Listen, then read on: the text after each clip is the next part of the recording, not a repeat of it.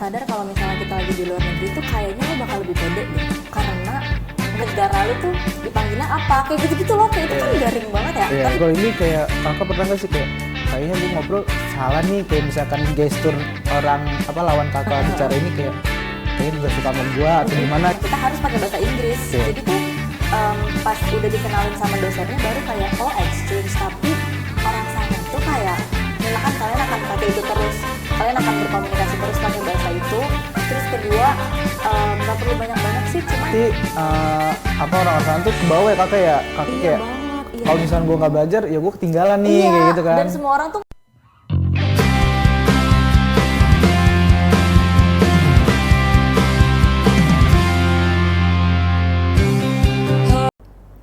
Halo semuanya, balik lagi bareng gue Anton Isagi di podcast Talk Beyond Borders. Podcast ini membahas tentang pengalaman lintas negara dan perbedaan budaya. Di sini gue akan membawakan episode tentang beda bahasa satu rasa. Yang gue yakin banyak nih orang yang takut untuk memulai komunikasi dengan orang asing karena mungkin bisa beda bahasa atau beda budaya.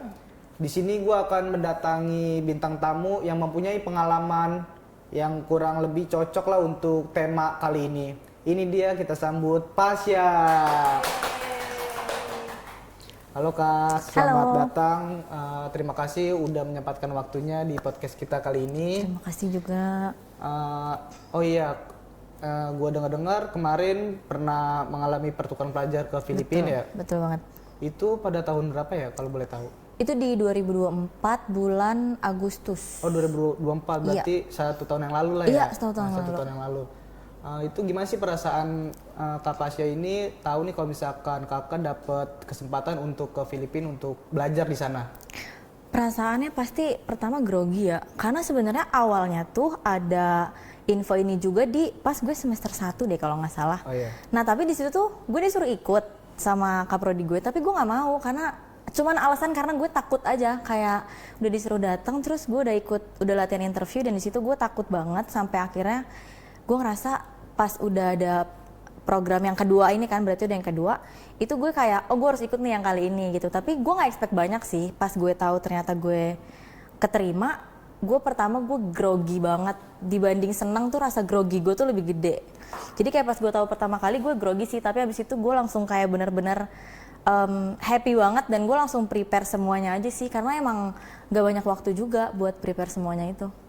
Berarti kurang lebih itu dari pertama dan kedua tuh kakak kayak belajar dulu sebelum-sebelumnya mengenal budaya orang sana. Iya, ya kan, kayak nyoba belajar lah, walaupun kan gue juga nggak tahu nih ya Iya. yang kedua tuh bakal ada lagi programnya. Cuman gue tetap pengen sih exchange gitu.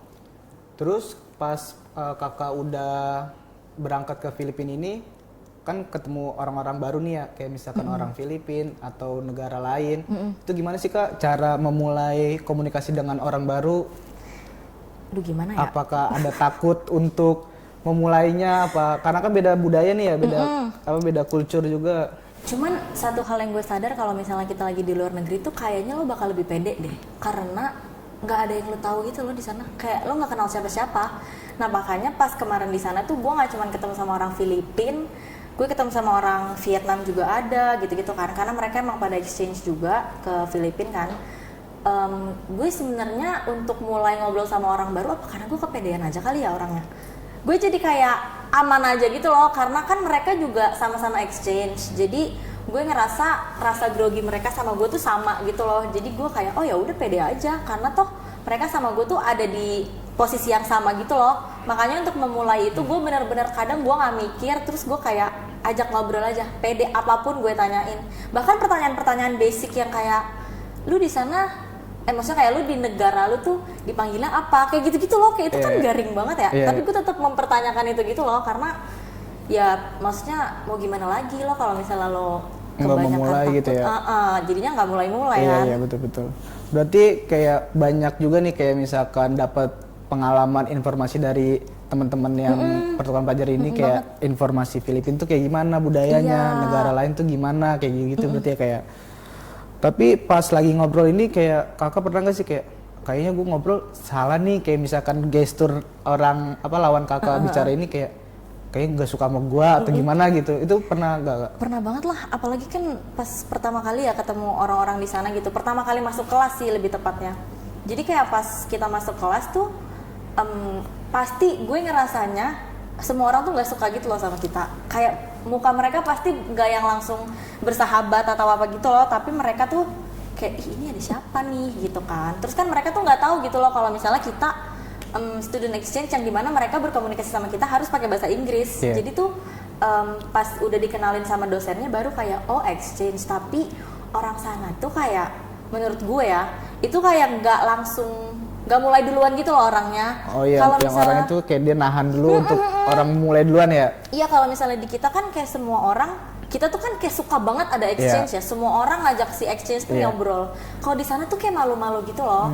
Makanya kayak pas pertama kali masuk kelas, di situ kayak kita juga nggak langsung dapet temen kan. Dan kayak emang beda aja sih mungkin cara mereka memulai suatu pertemanan gitu ya. Makanya itu sih perbedaan di situ yang bikin gue kayak oh emang ternyata beda banget dan gue grogi banget di situ. Cuman ya balik lagi ke tadi, gue pede aja sampai akhirnya beberapa hari kemudian gue ngerasa mereka nggak sejutek itu lagi. Jadi kayak ya udah, akhirnya gue temenan aja sama mereka. Berarti seiring berjalan waktu aja kayak berarti jadi kesini oh makin dekat, makin tahu nih satu sama lain kayak gimana sifatnya atau gimana. Kalau boleh tahu itu tuh di Exxon ini udah berapa negara sih Kak? Dari beberapa negara yang ke Filipina? Yang ke Filipina. Iya. Gue tuh kan satu Indonesia ya. Yang gue ketemu di sana tuh kalau exchange untuk belajar kayak kita sih kayaknya gue baru tahu 2 negara ya, Indonesia sama Vietnam. Cuman kita ada acara namanya United Nations yang dimana itu tuh kayak beberapa negara pada presentasi mengenai negara-negara mereka masing-masing kan, dan di situ tuh ada Thailand, Kamboja, sama Afrika apa ya. Terus sisanya gue nggak tahu lagi sih, cuman ada juga yang dari Indonesia selain kita. Oh ada beberapa gitu ya? Tapi emang di acaranya tuh diadakan di kampus kita di sana kan, di UM, jadi semuanya berkumpul di situ gitu. Berarti kakak banyak nih dapat pengalaman nih kan di sana, banyak teman baru juga. Iya, tetapi setelah kakak balik ke Indonesia, apakah masih berhubungan dengan orang-orang sana Kak? Masih banget lagi. Masih banget. Karena kan di sana tuh sebenarnya di sana base-nya tuh orang pada sosmedannya kan Facebook ya. Iya. Terus kan kita masih Facebook di sana. Masih Facebook belum Instagram, banget. belum TikTok gitu. Sebenarnya ada sih yang punya Instagram, cuman tuh kayak mereka nggak terlalu pakai. Oh nggak terlalu kayak kita di sini gitu ya? Iya, kalau kita kan Instagram banget ya. Kalau mereka tuh kayak kita pakai Instagram gitu loh, pakai Facebooknya. Berarti tahunnya tuh lumayan mundur juga dia ya? Mungkin yang di sana masih ramainya Facebook ya. Masih ramai Facebook ya, betul. Makanya terus kita karena beberapa ada yang punya Instagram, sebenarnya banyak sih yang punya Instagram. Jadi gue berkomunikasi sama mereka ya lewat Instagram aja, dan mereka juga chattingannya tuh nggak pakai WhatsApp gitu loh. Mereka pakai Messenger. Oh pakai Messenger, berarti lewat Facebook bener-bener. Berarti Facebook kakak punya Facebook dan temenan sama dia? Iya, punya Facebook. Berarti kayak 2015 gitu-gitu ya, SMP kita ya? Segitu, Iya. Terus kayak boleh nggak sih kayak kasih tips nih buat orang-orang yang emang takut memulai komunikasi dengan orang asing atau takut untuk pergi ke luar negeri untuk belajar, boleh nggak kasih tips untuk mereka? Aduh, tipsnya apa ya? Gue juga kan sebenarnya takut. Tapi intinya menurut gue satu paling penting adalah persiapan aja sih, preparation. Jadi kayak maksudnya kalau exchange nyari tahu satu tentang exchange-nya dulu, kayak misalnya kayak kalian tuh akan pakai bahasa apa sih di sana. Itu sih nomor satu ya menurut gue, bahasa, karena kan kalian akan pakai itu terus. Kalian akan berkomunikasi terus pakai bahasa itu. Terus kedua, nggak perlu banyak-banyak sih, cuman cari tahu sedikit tentang si negara yang mau kalian datengin ini, karena mereka tuh seneng banget kalau misalnya kita tuh tahu apa yang ada di negara mereka gitu loh. Jadi menurut gue itu akan memudahkan kalian buat berkomunikasi dengan baik. Nah terus selanjutnya kalian siapin mental, karena ternyata kemarin pas gue di sana tuh jadwalnya beda banget sama jadwal kita di sini.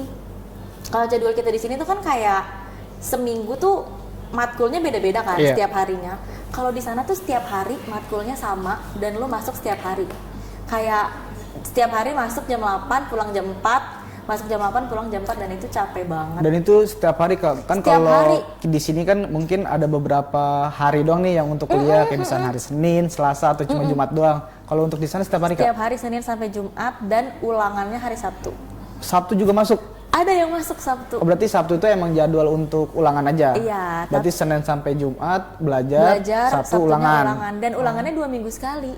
2 minggu sekali? Iya, makanya kenapa gue bilang nyiapin mental tuh karena lu tuh nggak akan tahu akan dapet rintangan apa gitu loh di sana. Jadi itulah tips dari gue, kayak lu tuh harus siap sama semuanya. Bahkan itu tuh soalnya capek banget. Jadi kayak manage waktu yang baik. Tetapi di sana kan kakak apa ya, melihat nih kayak misalkan orang-orang sana tuh kayak gimana mahasiswanya ya, perbedaan mahasiswa Indonesia dan Filipina itu apakah yang kakak lihat? Sebenarnya gue takut ngomong gini karena gue bukan mau agak menjatuhkan ya. Cuman gue ngerasa mahasiswa di sana tuh rajin banget. Karena mungkin masuk setiap hari ya. Jadi kayak belajar setiap hari dan mereka tuh pressure-nya ada banget. Terus abis itu kayak sorry banget, gue lupa lagi ngomong apa. Oh, pressure, mereka rajin banget orangnya. Mereka yang kayak belajar tiap hari. Terus mereka tuh yang kayak ke perpus tuh bukan kalau cuman ada tugas doang gitu loh. Maaf ya, gue sih kayak gitu ya, kalau di sini ada tugas doang ke perpusnya. Mereka tuh yang kayak benar-benar lagi kosong, misalkan antar kelas dan kelas itu tuh ada gap kan. Itu tuh mereka ke perpus untuk buat belajar. Ya? Bukan untuk kayak nongkrong. Bukan banget, sumpah beneran belajar. Dan gue tuh ada satu cerita dikit ya, gue ada satu pengalaman yang dimana saking gue harus belajar banget karena minggu ujian kan, gue jalan ke pasarnya tuh dekat, gue jalan ke pasar tuh gue bawa buku, gue belajar sambil jalan ke pasar, gue mau belanja gue belajar dulu, saking semua orang tuh serajin itu dan sepinter itu. Berarti orang-orang sana tuh ke bawah ya kakak ya? Kakak iya kayak banget, kalau misalnya gue nggak belajar ya gue ketinggalan nih, kayak gitu kan. Dan semua orang tuh nge-pressure gue kayak, sebenarnya enggak sih, gue yang nge-pressure diri gue sendiri kayak, lu kan exchange, masa lu kalah sih sama orang-orang, kan gue gitu jadinya. Dan kita gua juga jadi kayak, membawa nama negara juga, iya, takutnya kalau misalkan kita nggak ngikutin itu, takutnya kita menjelekkan negara kita. Iya, ya kan? makanya gue takut ntar dikiranya kok orang Indonesia kayak gitu. Tapi kan tadi ada praktek-praktek ya kayak selama kakak kelas, itu tuh prakteknya apa aja sih kak? Apakah sama yang di sini? Kayak misalkan kita kan kayak entah praktek bikin film atau bikin podcast atau gimana? Kalau di sana tuh apa kak? Jadi gue di sana tuh kan ngambil jurusannya kriminologi kan. Emang beda sih karena di sana tuh nggak ada hukum. Jadi gue tuh dikonversinya ke jurusan kriminologi kan. Nah di kriminologi ini prakteknya banyak banget dan itu seru-seru banget. Kriminologi tuh lebih ke kayak banyak ya. Ada yang praktek toksikologi.